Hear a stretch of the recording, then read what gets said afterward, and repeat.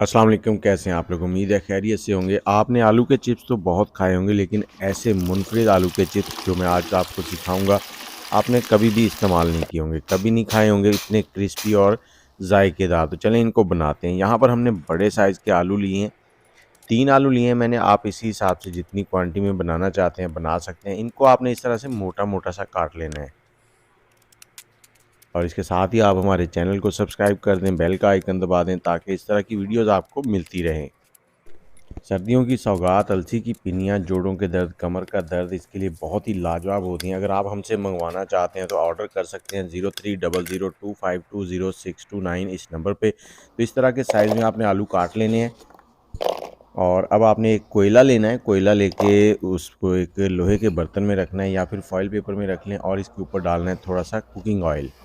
जैसे ही ऑयल डालेंगे एक हाथ में ढकना पकड़ें और फ़ौरन ऊपर रख दें।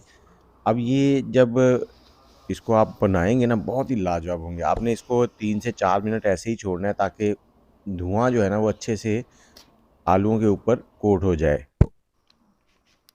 अब हमने यहाँ पर ऑयल लिया है, ऑयल के अंदर इनको हमने सिर्फ 3 से 4 मिनट फ्राई करना है।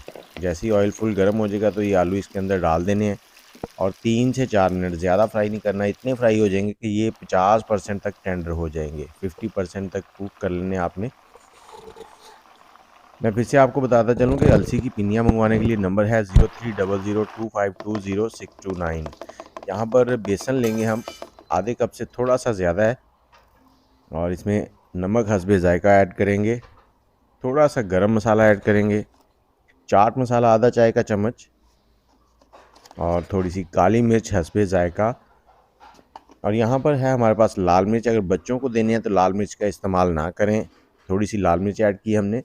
और हल्दी पाउडर, हल्दी पाउडर हमारी सेहत के लिए बहुत ही फ़ायदेमंद है। साथ ही 3 से 4 लहसुन की कलियों का पेस्ट हमने ऐड कर दिया है और एक नींबू का रस ऐड करेंगे।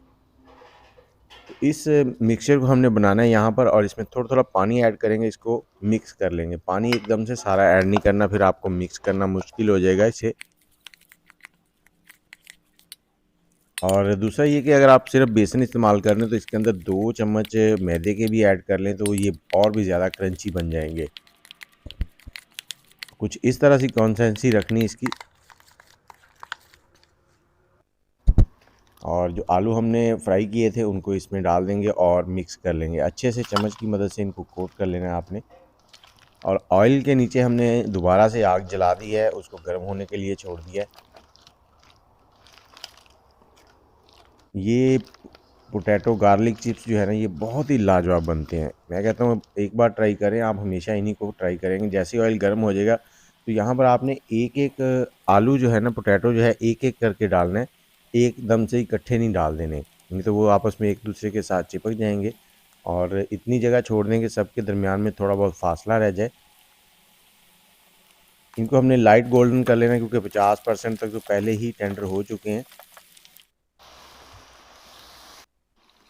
तो ये देखिए जैसे ही कुछ इस तरह से हो जाएंगे तो हम इनको निकाल लेंगे और इनको निकालने के बाद हम इसे सर्व कैसे करना है वो भी मैं बताता हूँ।